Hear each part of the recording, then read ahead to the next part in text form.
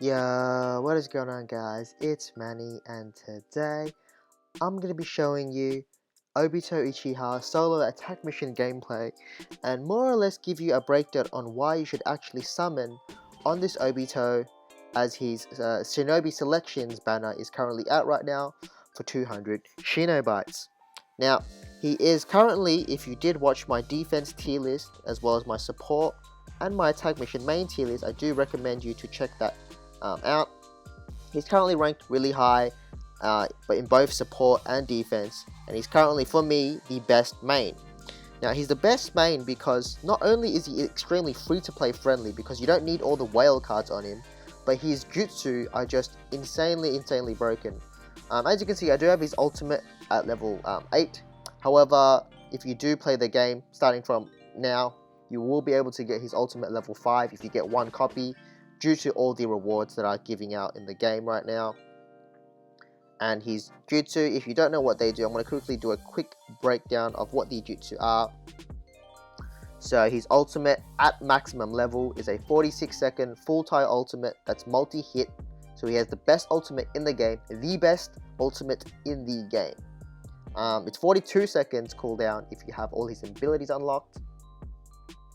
Next up, we're going to go to his jutsu, and again, as you can see, I only have 3 jutsu equipped. Well, the last jutsu down here is another ultimate, but you can only use one ultimate, but that's besides the point. You only need these 2 jutsu equipped because you want the default jump jutsu to get over traps efficiently. So, his first jutsu, again, he has a shuriken seal that seals for 11 seconds, and the jutsu cooldown is only 3 seconds. Meaning you can effectively use 4 of the shurikens before the enemy can actually do anything to you if you seal them with the first shuriken. And it does increase damage to people that are inflicted with seal. So your shuriken damage essentially combos into itself, as I will soon show you in this video. The 4-star is a random tile teleport that creates a damage over time ring before landing, and is a 3-second cooldown jutsu. And it is also an iframe jutsu. And again, leave the 3rd slot empty for the default jump jutsu, and that default jump jutsu is going to have a 4-second cooldown. So, I'm going to show you why Obito is so broken, and if you just wanted a quick overview, I just gave you my quick overview. You should summon for Obito, but if you do want to watch a 20 or so minute video of just me playing Obito, again, this is post-com and not live com, because I feel like if I live commentate, well, I have tried live commentating and I just play really poorly because I'm trying to focus on commentating as well as playing, and I just forget where all the ninjas are and what's going on. So it's a pretty bad look if I did live com, but again, post com I can just gather my thoughts a bit better. And as you can see on my Obito, it is full on pretty much free to play cards with even free to play tools. So I dumbed it down for you guys, especially for the free to play family, just so you guys can see. I'm going to skip past the first game because the first game was the fortress was not great, so my apologies. This one I decided to look for a good fortress. As you can see, I did quickly skip past that. And I skipped past this one as well, because empty fortress be empty fortress. But this is the first fortress where I was like, okay, this is pretty decent. He's got a good final room. He's got good defenders. So let's see how Obito fares up against these ninja. What I do want to say is the difference between a free-to-play Obito and a quote-unquote pay-to-play Obito isn't that much. A pay-to-win Obito would probably have a bit more bulk, meaning he could take a couple more hits than, a free-to-play Obito, obviously, due to these stat boosts. But essentially, there's not that much of a difference, and even in damage-wise, you're definitely going to see actually, you'll see a significant difference in damage. However, it's not so noticeable to the point where it's like Shisui, where it's like you actually need the stat cards to make Shisui extremely broken. Obito can handle himself with completely free-to-play cards, which is why Obito, again, is a recommended summon. And the only, you're going to see my channel, I didn't do any should you summon videos on the Shinobi selections, because most of them, if not all of them, are irrelevant at this stage, right? I'm only going to tell you to summon for a ninja that I personally think is still very, very relevant in the game, which is Obito, right? Essentially, what I'm trying to say is all those Shinobi selection banners are not worth it unless if there were Obito or Shisui, which is yet to come.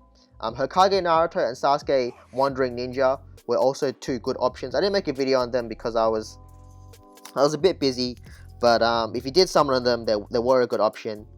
But Obito for me is the best one to summon on, which is again why I'm making this video.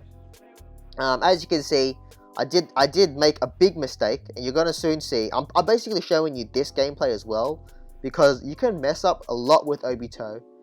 Again, look, I messed up. I did a bad move. I got punished, and I'm on 1 health. I am on 1 health, and you'll be thinking, I can't believe this. But this is why you have the default jump jutsu. As you can see in the bottom right screen, I have the blue jump that I'm pressing constantly, and it is just saving my cheeks. It's essentially a free teleport. You just hop over traps and everything. As long as you don't move, you won't trigger any traps, and you just gotta play it real safe, especially considering I'm on 1 health. So your boy just jumps, spawns the ninja, ults them, and I'm like, you know what? Time to jump back out. And you guys should know that I just wait for my ult before I ult the final room. I do want to skip to that because I don't want to waste you guys' time. But again, I'm not trying to edit. Actually, before I skip to it, I'm going to speak of why I don't really, especially why I don't really edit, you know, these types of gameplays, is because I don't want to just pick the best footage and tell you guys, oh yeah, Obito is absolutely amazing. I want you guys to see that I can just play game after game after game with Obito and just get the W. Even when it looks really grim. Like, look right now, like, I got 1 health and I just didn't give up because I knew I could win with Obito because of this BS. So you walk in, instacast the ultimate, and bang, they are all dead. Easy as you like.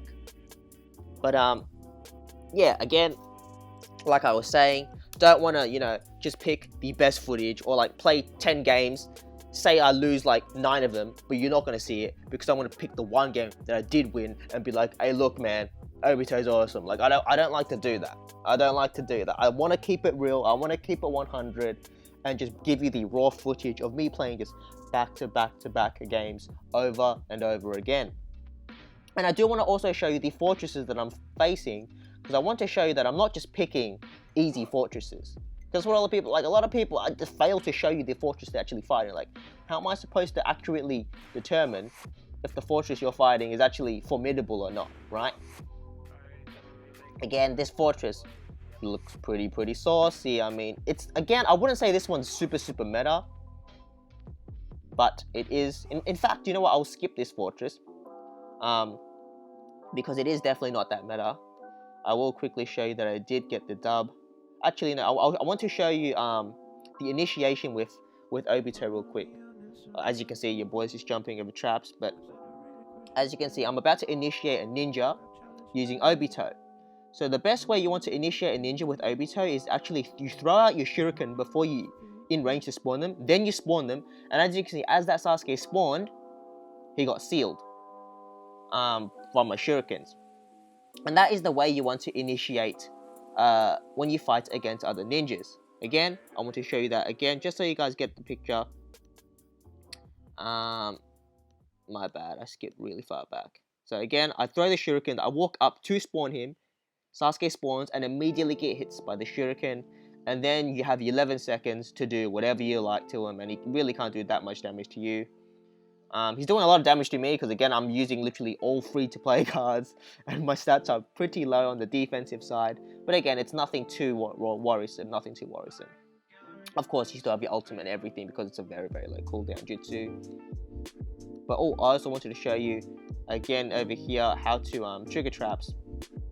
So you want to use your regular attack twice and then walk backwards and see if you trigger a trap. So regular attack 1, 2, walk back. 1, 2, and then walk back. 1, 2 again and walk back. So that is the other alternative way you can trigger traps with Obito.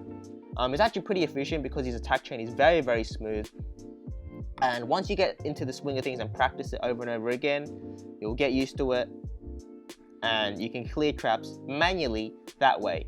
Even though it is a little bit time consuming, but as you can see, I had all the time in the world to spare because I had to wait for my ultimate. So my ultimate's back, I walk in, instant cast the ultimate, and Shazam, they are dead. So a lot of you might be wondering, so what do you do, what happens when you fight a Rin? Well, I'm going to tell you right now, Rin is not that much of an issue because most Rins in the game do not have only the ultimate equipped. And that is kind of an issue for the defender, right? Because Rin will essentially want to sometimes use the kunai instead of the ultimate, and Obito's ultimate is one of the quickest initiations in the game, so sometimes, especially if you're lagging a little bit, it'll lag into your favor. Sometimes you can instant ult, and even if Rin tries to instant ult herself, she won't save any of her subs, and you'll kill everyone in the final room, regardless of who they are, because your ultimate will trigger off before the enemy can even register that you've done anything, and then bang. So I do want to quickly pause it. He does have some formidable defenders. The outfield defenders don't matter too much. It's that final room that we're worrying about this time, because some people might be wondering, what can you really insta ult if there's a Rin? Well, as you can see, there's a Rin, a Danzo, a Kaleum Naruto, and an Itachi B2. So it's iframe city as well as heal galore city. So as usual, I might show you the full footage of this one, just to show you what I do against the squishy type units, because the squishy type units, squishy meaning they don't have much defense, they get absolutely mauled by Obito. Absolutely mauled. Because the shuriken, again, you've seen me do multiple times, shuriken into shuriken. Like, how can you have a one jutsu combo? It's actually ridiculous. There's a one jutsu combo, which is it just blows my brain. Actually, this is just very boring. I don't want to show you all this. I do want to just quickly show you me going for the final room, because that's what you guys want to see, not just an Obito mindlessly killing and ulting just every room, because you've already seen that through my first gameplay. Well, I do want to show you actually quickly. This is a very sad thing that can happen with Obito. As you can see, I'm low on chakra, and your boy is trying to teleport to the other tile. And I'm running very low on chakra, and I'm not getting to where I want to go. So this is another big flaw with Obito. Well, it's not a big flaw, it's a slight flaw. It can be, again, you gotta be pretty unlucky to be teleporting to the exact same tile over and over again.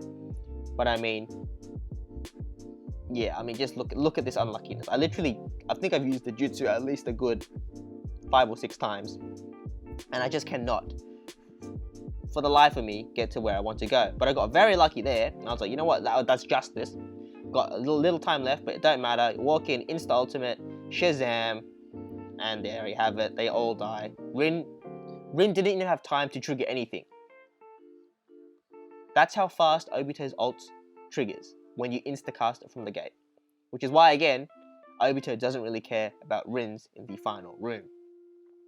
I do want to show you one more gameplay before I do head off.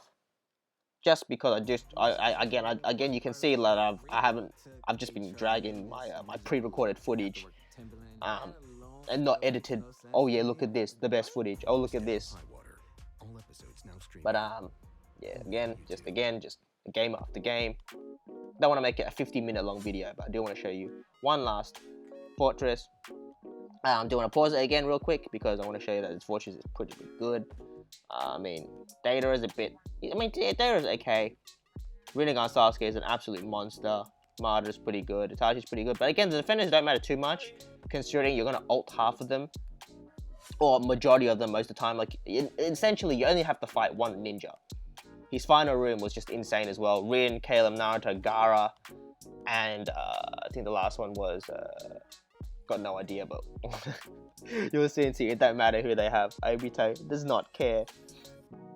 And again, just to keep your memories freshened, this is a full-on free-to-play Obito. You know, free-to-play tools. None of the TAM tools that you see. So again, this is for your free-to-play fellas as well. Like, don't just look at Obito and be like, yeah, he's only going to be good for pay-to-win. Nah, this Obito is going to be good regardless.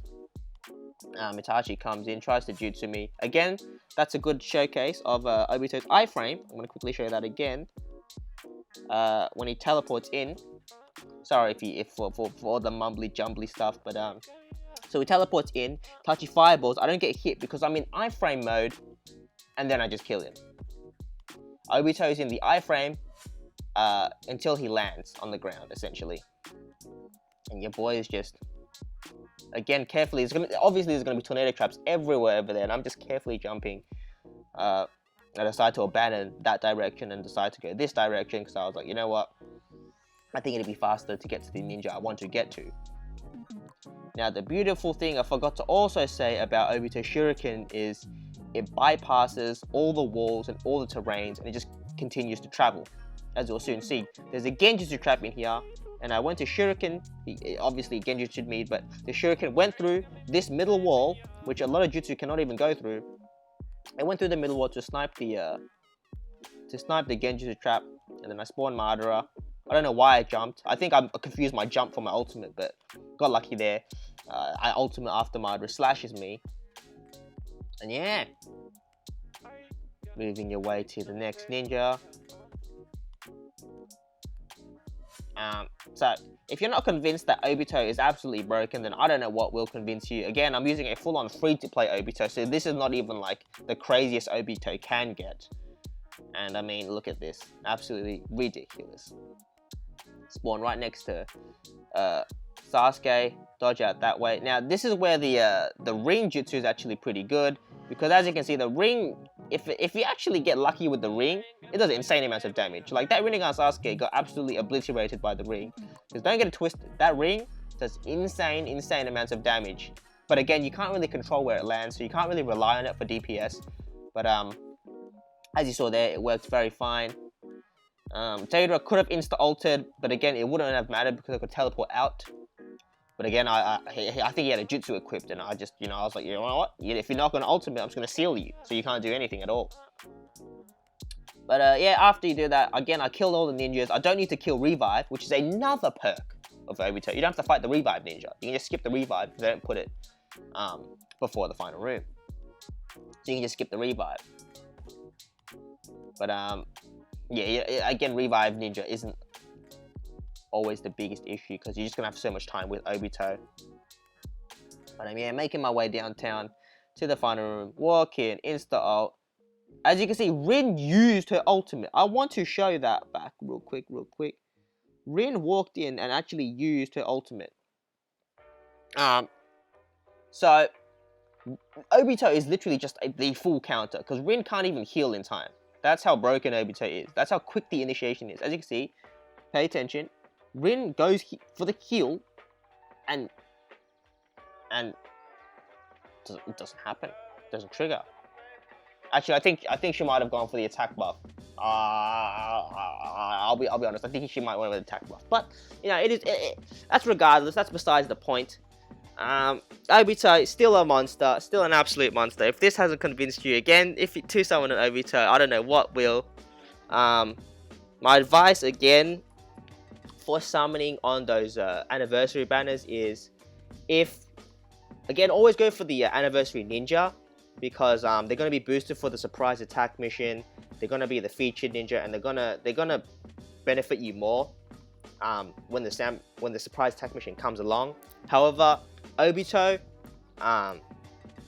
is an absolute monster, and he's going to be solid for your defense.